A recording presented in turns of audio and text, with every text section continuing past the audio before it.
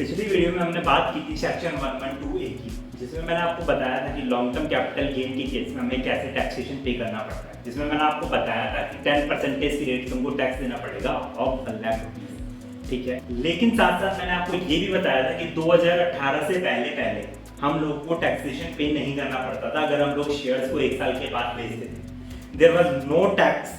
अगर हम लोग 1 साल के ऊपर किसी भी शेयर्स को बेचें, there was no tax at that time. Before 2018 that there was no tax on long term capital gain. ठीक है, आज की वीडियो में हम बात करने वाले हैं कि क्या होगा अगर हमने कोई शेयर 2018 से पहले बाय किया हुआ था और हम उसको बेच रहे हैं 2018 के बाद। मैंने आपको ये बताया था कि 10% की रेट से टैक्स लगता है और 1 लाख का आपको बेनिफिट मिलता है up to 1 lakh rupees there is no tax. After that above 1 lakh there is 10% rate of tax। ठीक है, in the case of long term capital gain।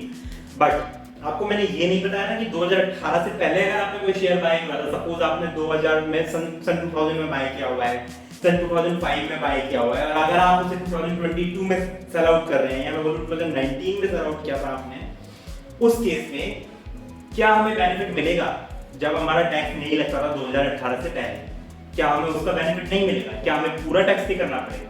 तो इन सभी क्वेश्चंस का जवाब देने के लिए मैं आज की वीडियो बना रहा हूँ। हाय, आई एम सी आकाश अग्रवाल और आप देख रहे हैं learn with C Akash YouTube channel. तो गाइस, सबसे पहले आप ये समझ लो कि जब 2018 तक कोई टैक्सेशन नहीं था लॉन्ग टर्म कैपिटल गेन के ऊपर, तो ऑब्वियसली अगर हम 2018 के बाद बेचेंगे तो 2018 तक जो हमें प्रॉफिट हुआ है तो उसके ऊपर हमें टैक्स पे नहीं करना चाहिए।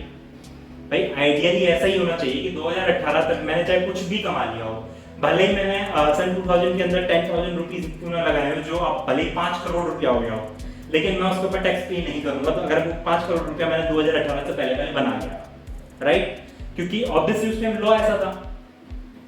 अगर लॉ आपको उस टाइम ये परमिट करता था कि आपको कोई टैक्स पे करने की नीड नहीं है, तो डेफिनेटली हम टैक्स पे नहीं करेंगे। ठीक है, सन 2018 के अंदर फर्स्ट फैब को अरुण जेटली जी ने कहा था कि लॉन्ग टर्म कैपिटल गेन के ऊपर 10% टैक्स लगाना हम लोग शुरू कर रहे हैं अबाव 1 लाख रुपीज। ठीक है, साथ साथ उस समय अरुण जेटली जी ने हमें ये ऑप्शन दिया था कि जो भी 31 जनवरी 2018 की वैल्यू है शेयर्स की, या मैं बोलूं इक्विटी ओरिएंटेड म्यूचुअल फंड्स की जो फेयर मार्केट वैल्यू है, उस वैल्यू तक हम आपका कॉस्ट मानेंगे। मैं दोबारा अपनी बात को रिपीट करता हूं।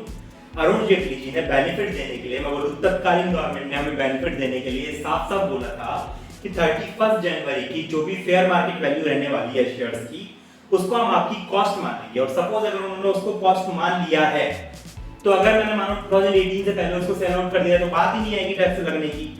और सपोज अगर मैंने मानो 2019 में मैंने सेल आउट किया, तो 2018 का जो वैल्यू है वो तो मेरा कॉस्ट बन ही गया है, और 2019 में अगर मैंने उसको बेचा तो सिर्फ और सिर्फ 1 ईयर के गेन के ऊपर मुझे टैक्स पे करना पड़ेगा। इतना आप समझ पा रहे हैं? बिकॉज 2018 का फेयर मार्केट वैल्यू मेरा कॉस्ट बन गया।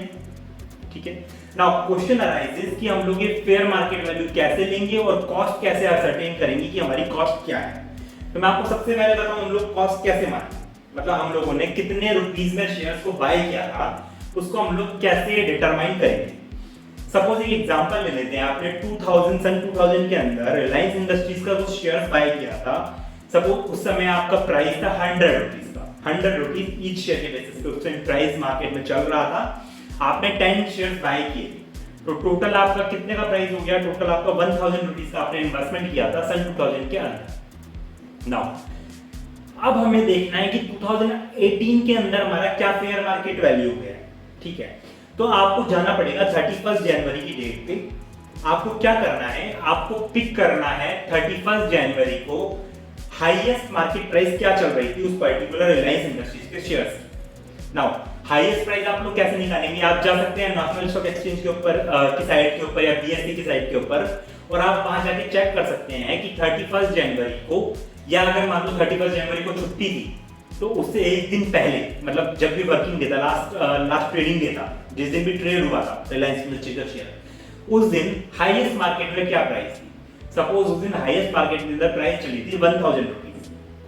ठीक है, 1000 रुपीज की प्राइस थी हाईएस्ट उस दिन। तो आपको जो भी दोनों में हाई होगा, मतलब जो आपका एक्चुअल कॉस्ट है, एक्चुअल कॉस्ट आपका क्या था 100 रुपीज का, और आपका प्राइस कितना चल रहा था 31 जनवरी को 1000 रुपीज का, दोनों में से क्या हायर है 1000 रुपीज हायर है ईच शेयर, उतना आपका कॉस्ट मान लिया जाएगा। तो यानी आपका कॉस्ट कितना हो गया 1000 रुपीज का ईच शेयर, आपने 10 शेयर बाय किए, टोटल 10000 रुपीज का आपका कॉस्ट मान लिया जाएगा। अब इस कॉस्ट मान लेने का मतलब ही है कि जब आप इसको फ्यूचर में सेल करेंगे, सपोज मैं उसको आज 2022 के अंदर सेल कर रहा हूँ 50,000 रुपीज के लिए, तो टोटल मुझे सिर्फ और सिर्फ 40,000 रुपीज का बेनिफिट होगा, गेन होगा, ना कि 49,000 का। समझ रहे हैं? 1000 ना हो कि मेरा कॉस्ट 10,000 का हो गया है, ठीक है, आपको सिर्फ और सिर्फ 40,000 रुपीज का बेनिफिट होगा और 40,000 रुपीज के ऊपर ही आपको टैक्स कैलकुलेट करना है, ना कि आपको उस ईयर से कंपेयर करना है। सपोज 2000 में जैसे मतलब सन 2000 के अंदर मुझे 100 रुपीज में मिला था, तो उससे ना कंपेयर करके 2018 वाले जो फेयर मार्केट वाले थे उससे मुझे कंपेयर करना पड़ेगा। तो आपको मैंने बताया इस तरीके से अपन लोग निकालते हैं, और ऐसे 2018 में जो भी शेयर का प्राइस था उसका बेनिफिट मिलेगा मुझे। नाउ सपोज एक और केस लेते हैं, अगर मान लो क्या हुआ कि मैंने सन 2000 में रिलायंस के 10 शेयर बाय किए थे, एक शेयर की प्राइस मान लो उस टाइम सपोज 1000 रुपीज रही होगी, अगर एक बार के लिए एग्जांपल के लिए मान लेते हैं। और सपोज 2018 के अंदर हम लोगों का क्या हुआ कि रिलायंस के शेयर में लॉस हो गया।